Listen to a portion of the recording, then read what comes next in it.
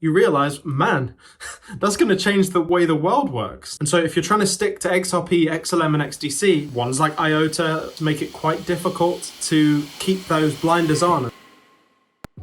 I've been doing some research into IOTA. Yes, IOTA is one of those tokens within that ISO group that we like to call them that is relatively overlooked. I think most people don't actually know what it does, and I was one of those people, but I've applied myself, I've done my research, I've learned about what it does, and it's completely blown my mind, and it's becoming quite difficult at this point not to add it to the list of ones I need to be in. And this is the trap you fall under when you get into these ISO tokens, is that every single one that you research, you realize, man, that's going to change the way the world works. And so if you're trying to stick to XRP, XLM, and XDC, ones like IOTA, other ones like Quant make it quite difficult to keep those blinders on and just keep focused on the main three. But it would be great for you to let me know what you actually think of IOTA and whether you think this is going to play a big role or not in this new world, in the new financial system in the near future. Let me know all of those things in the comments, and just before you leave a comment, please click like. As you know, that supports the channel tremendously, even more so than a subscribe, and it's absolutely free. So IOTA, as a cryptocurrency, is supposed to support this, and you've probably heard this word before, the Internet of Things. So the way IOTA operates within the Internet of Things and why it's so good for the Internet of Things is probably easier for me to start talking about what the Internet of Things is in my examples rather than going down the fully complicated route. So the Internet of Things is essentially how specific items, things, connect to the internet. So essentially it's the same way kind of a smart home operates. When you have something plugged into the wall and that activates the lights via the internet, it's kind of like that. But we're not talking about smart homes here. We're talking about a smart world where specific things are connected to the internet that haven't been connected to the internet before. And I'm going to give some examples of this as we move forward in this video. But it's quite an eye-opening concept to think of the Internet of Things, because it essentially connects everything to the internet using IOTA's really lightweight protocol. And essentially what that means is a procedure, a series of things that happen as a result of something else happening. And when it's lightweight, that means essentially that it's really quick, there's not much blocking it, it's kind of a really simple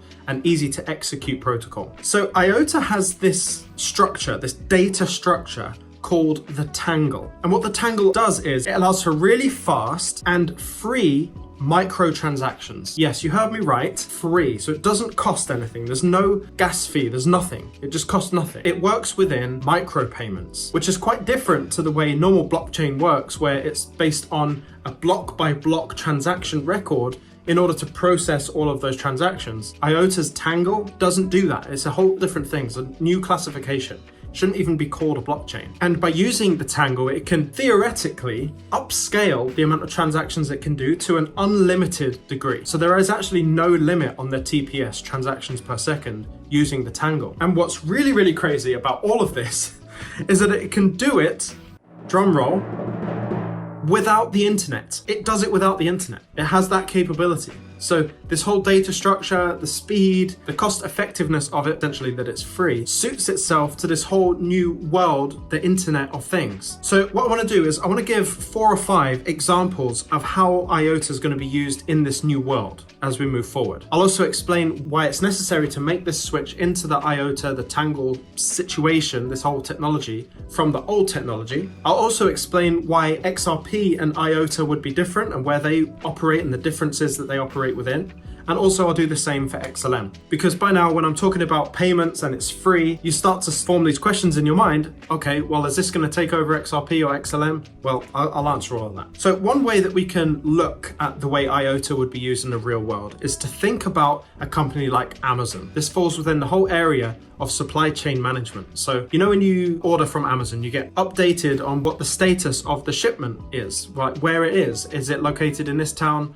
And then it tells you when it arrives to the next town, and then it hopefully tells you when it's going to arrive at your home. But what if you could be getting these updates about a parcel's location consistently without the need for internet? Hypothetically speaking, you could almost have updates as to when a specific item is being built. You can source the actual location of the parts of each part of the thing that you've bought. You can then see it as it makes its journey all the way through over to you. And that in turn increases the confidence of the user, so the person who's the customer, watching their item go through. And it also creates this whole layer of trust where you can see the whole journey of that item from start to finish. And remember, it can facilitate these transactions without the internet. There's countless ways that this can benefit the supply chain system. So the other way that I wanted to kind of talk about how this might be used in the future is the creation of these smart cities. So when you have smart cities, you have them a lot in Asia, but essentially you could go through a smart city into offline locations, let's say a parking terminal where you've got to pay for your parking ticket. Those little microtransactions that happen when you pay for your parking ticket at this little stick in the ground that has no internet connection, you can make your transaction using the IOTA network, the IOTA protocol, or the Tangle protocol, to actually make the transaction for your parking, and it then keeps a log of the duration of your parking session in that blockchain, in that data structure. And this is especially important when you start thinking about devices that are limited by the amount of power that they actually have. Like a parking meter doesn't necessarily have a huge amount of computational power to be able to process transactions like that. That's why so many of them that you see right now are cash. You have to actually put physical money into these parking meters because they don't have the capacity to run huge computational protocols within the system.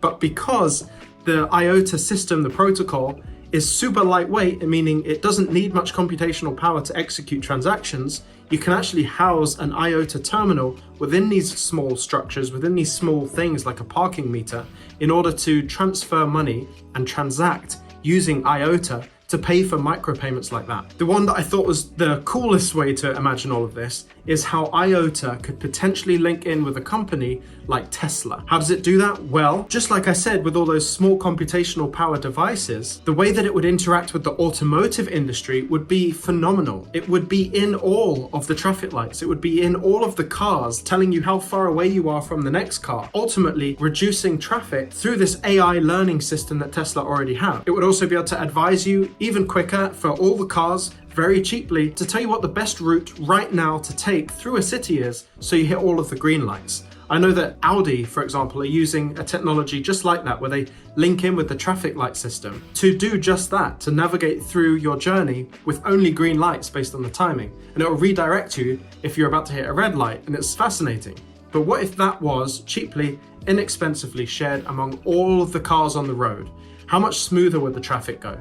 Pair that with the AI learning and the machine learning that these cars have done over billions and billions of miles driven. And then you can expand that to talk about paying for tolls as you drive through toll roads. And not to mention, they have this algorithm called Curl, and Curl essentially makes the whole blockchain, the whole thing, quantum resistant. So there's just a few ways that it would integrate. And obviously the automotive world, smart cities, this is all coming, and there needs to be a solution to enable these tiny transactions, these microtransactions, in a very quick and efficient way, and sometimes in ways that are offline. And IOTA suits itself perfectly to this situation. Let's get into the idea of XRP, because when you hear about the ideas of them doing microtransactions, your thought process is probably, well, there are other tokens that can do microtransactions, like XLM, for example. They're going to handle smaller transactions. The way I would rebuttal that is that IOTA doesn't operate with a liquidity function. It works within micropayments. There is no way for IOTA to handle large volumes of transactions in the way that XLM or XRP would be able to do so. In addition to that, just because IOTA can do micropayments doesn't mean it's fast. Yes, it's fast if you're talking about an offline transaction. It can do transactions offline, right? Which is really beneficial, but it sometimes can take up to an hour for a transaction to actually go through. And because it's not rooted in liquidity like XRP and XLM, it can't be instantly converted. It does actually take some time.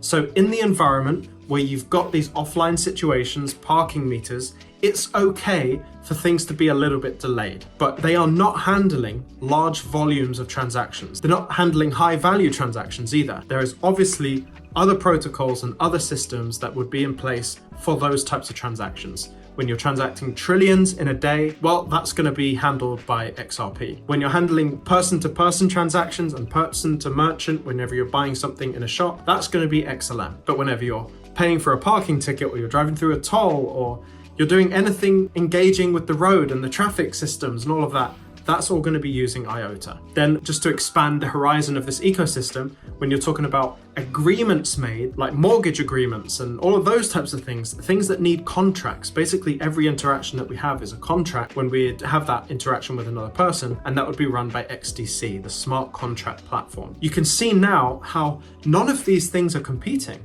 IOTA is not competing with XRP and XLM. Yes, it can handle some payments, but it's a different thing. It's actually working in to the Internet of Things. Doesn't it make sense? Not to mention how eco-friendly IOTA is. It has one of the lowest carbon emissions for a transaction out of any of the other cryptocurrencies, making it the perfect thing, the perfect protocol to adopt for a country to allow for the smooth running of a whole city or a whole industry, separate to payments, essentially. Although, like I said, it can do micropayments. I would think about IOTA more in the way of being an internet. It's not necessarily about money or the transfer of money, but the transfer of money can happen on it, and it does happen on it, but it's more technological based. It's more about how things will work and operate and execute on certain protocols in a really efficient manner. And well, I hope that's brought you up to speed on IOTA and everything to do with IOTA and how this looks in the real world. If you did enjoy this video, please consider clicking the like button. Remember, we've got the No Emotion March drop coming up